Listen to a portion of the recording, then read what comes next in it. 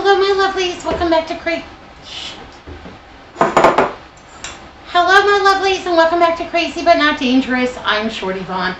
And the other day, you probably heard me moaning and groaning about the cost of sour cream.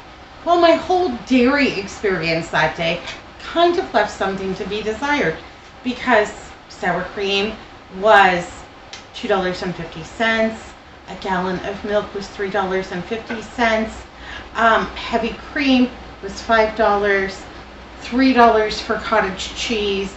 I'm thinking about what percentage of my budget is spent on dairy. It's a lot. Andrew drinks a lot of milk. I use a lot of milk in cooking. I like sour cream. I like cottage cheese. I like butter. How can I reduce that?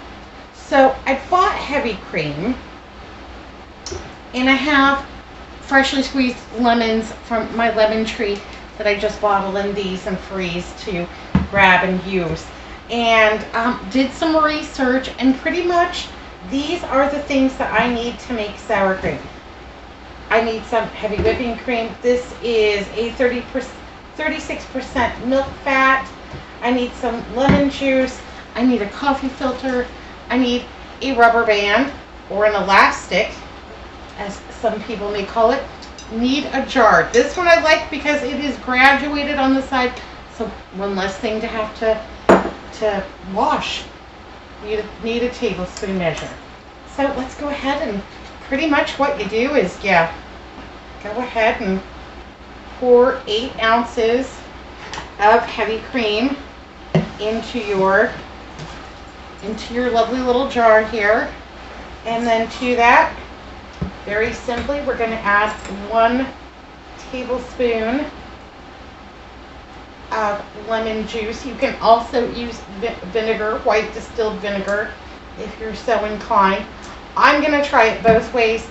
This week I'm going to make it with the lemon juice. Next week I'm going to make it with the vinegar. I'll let you know which one I like best. And then it needs a very simple stir. Let's see. I've got this little spatula. It looks like it's going to fit in there just fine. Don't over stir. You don't want to make butter. Yeah, just give it a little simple stir. Make sure it gets all incorporated. And there we go. Don't want to waste any. Put your coffee filter right over the top there, and then secure it with your rubber band. And then I'm just going to move this on back to the back of my countertop there. Leave it at the countertop for 24 hours. Tomorrow, I will go ahead and take a look, give it a little stir, put it in the refrigerator. So it is about 5 o'clock here at this time, and so I'll be checking it again tomorrow at 5 o'clock. We'll see if it thickens up. We'll do a taste test and see if it's delicious. So, we're all done for now, waiting for 5 p.m. tomorrow. So, okay, right, let's see what happens.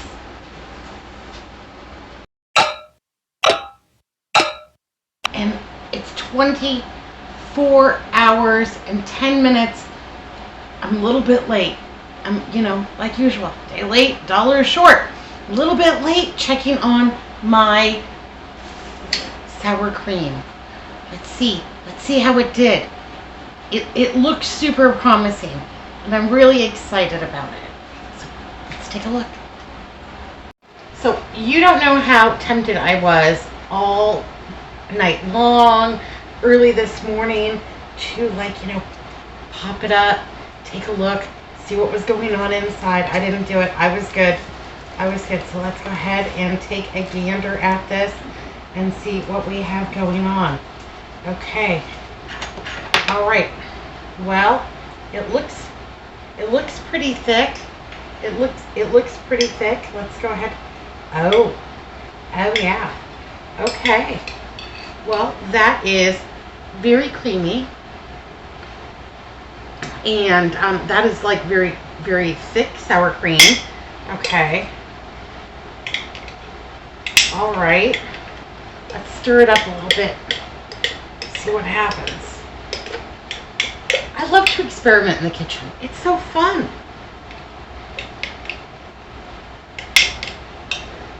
Smells all right. Smells like sour cream. Okay, after stirring it up, it is a better consistency. All right, let's do it. Let's give it a little taste test here. Oh my. Oh.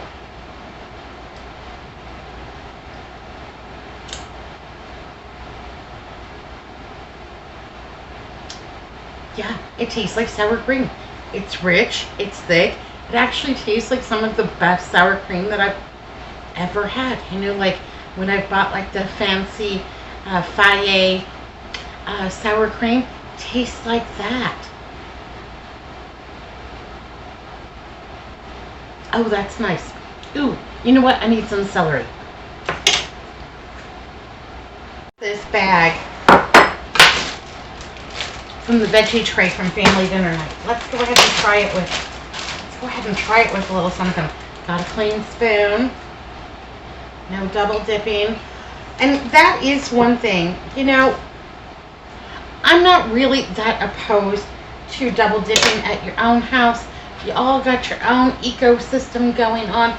But with something like this, something that you've, you know, homemade or what have you, that bacteria might turn this from delicious to disastrous very, very quickly. So we want this to be as good as long as possible. I've heard that this can last up to 7 days. And what they recommend is a screw tight lid.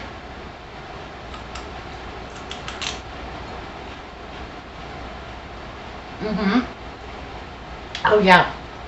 Oh, that is much better than the store sour cream that I buy. Oh, that's fantastic. Okay.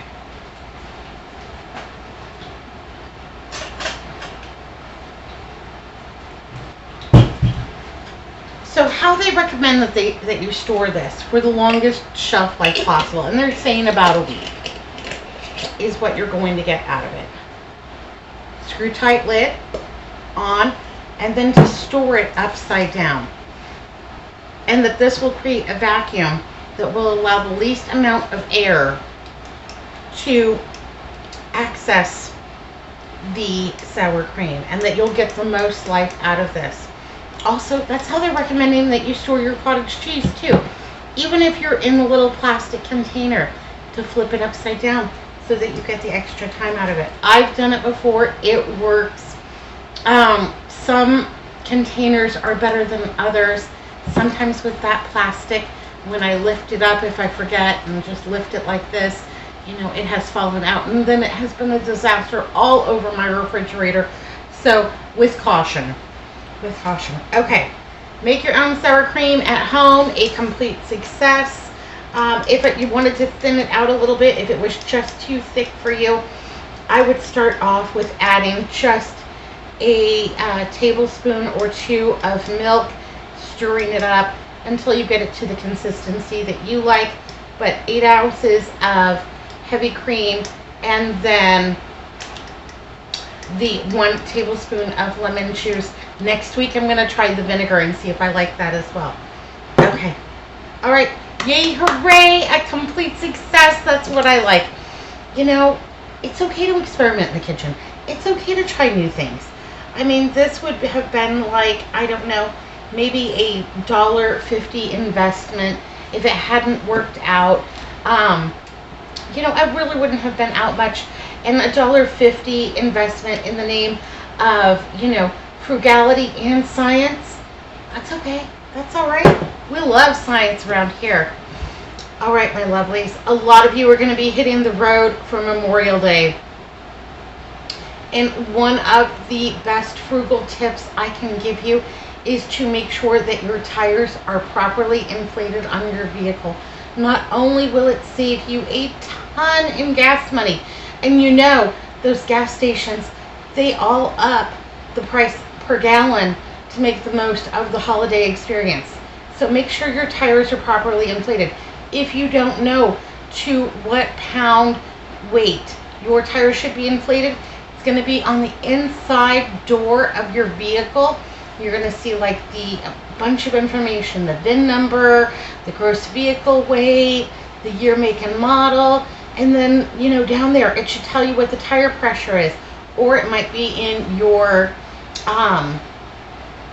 car's owner's manual, or like my car where it's, you know, I had to download it and have it on my phone. Inflate your tires to the proper weight, and you're going to get the best gas mileage. You're also going to drive much safer if you experience any weather conditions with properly inflated tires. It is not a bad idea to have a can of Fix-A-Flat in your car somewhere when you're going on a trip. You know, it could save you from having to wait for AAA 4 or 5 hours if you are able to go ahead and just temporarily inflate that tire and get down the road another 20 miles where you can access a service station. You don't want to spend your whole long weekend waiting for AAA, and they can be slow. I know it. And also, it's hot. You don't want to be stuck in your car. Yeah, so a little can of Fix-A-Flat. Also, what I would recommend would be some antifreeze.